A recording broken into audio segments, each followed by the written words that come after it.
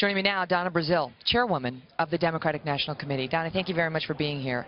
So the people involved in that campaign to incite violence at the Trump rallies and make it, look like Trump supporters were violent when in fact they had been provoked by these folks looking for a fight, say that this was in direct coordination with Hillary Clinton's camp and with the DNC. Scott Foval, the guy caught on tape who's now been fired, said this is how it worked. The Hillary camp pays the DNC. The DNC pays Democracy Partners, our group, who pays the Foval group, and that's the group that quote, executes the expletive on the ground. Hey, Do you Kelly, deny it? that contract, first of all, that contract, based on my knowledge, I became chair on July 28th. The contract that is allegedly being referred to was not signed until June of 2016. I think all that evidence is out there. Look, when you have a convicted criminal sneaking around your office with imposters that try to Are you referring to Bob Creamer, the head of Democracy Partners? No, I'm referring to Mr. O'Keefe in the instance that he has doctored some videos as he's done before. But again, going back to this so-called contract that you mentioned, Bob's contract, according to the records that I was able to pull at the DNC, was not signed until June of 2016.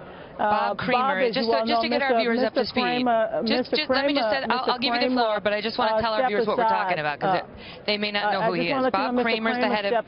One second, Donna. Forgive me, because I just want to get the viewers up to speed who haven't been following this like you and I have. Okay. Bob Creamer was the head of Democracy Partners. This is one of the groups, he's now been fired, this is one of the groups that committed these acts. He's the man who was at the White House 342 times and met personally, according to the records, with President Obama in some fashion over 40 times.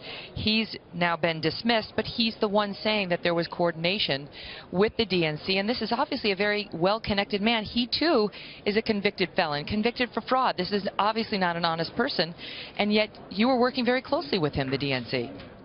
Well, again, Bob Creamer, I went back to the DNC the other day when this came up after we learned that we had a trespass, a convicted criminal sneaking around our office posing as an intern, and I asked for the records of Mobilize to be produced. Now, Bob, this was a contract with Mobilize, his group, was signed in June to help us with building rallies across the country, meaning Democratic rallies. So what Mr. Trump was referring to, and I'm sure you'll see the results, that was something that happened months ago, and I have no evidence and no knowledge of that. Mr. Creamer stepped aside because he did not want to be the kind of distraction that he is even at this point. Here, I just witnessed the third debate. I went to all three debates. I thought Hillary did a fantastic job. I thought she was not only on the mark in terms of the substance and talking about real solutions for the middle class, but Donald Trump had an opportunity tonight to tell the American people that he would not allow any foreign government to undermine our democratic process.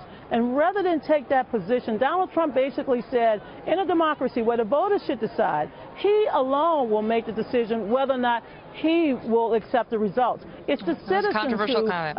We've talked about that. It's the citizens. I feel very strongly about it. You feel strongly about an imposter walking into our office and trying to get staff people to do X and Y and then come up with this video. I feel very strongly about the right of every citizen to vote, Kelly, and I want to make sure every American have the right to vote on Election Day. Let's be clear. I've said nothing about my feelings. This is about a controversy that has erupted to the point where I wasn't the one who fired these two staffers. The Democrats fired these two staffers. So obviously they believe some wrongdoing took place. Whether the tape was obtained, let me just finish, whether the tape was obtained improperly or not. But no one so far has come out to challenge the legitimacy of these particular tapes put out by James O'Keefe and Project Veritas. In fact, they've acted on them. Absolutely. So you say that the tapes are falsified? Mr. O'Keefe enjoys falsifying records. He did it with NPR. He's done it with numerous sources. But Kelly, can I ask you, we're at a presidential debate, and Donald Trump made several ridiculous claims tonight. You're dodging. I hit Donald Trump's representatives with those, but now I have you. I don't play dodgeball, honey. I play basketball. And I'm just telling you, he tried to score on misinformation.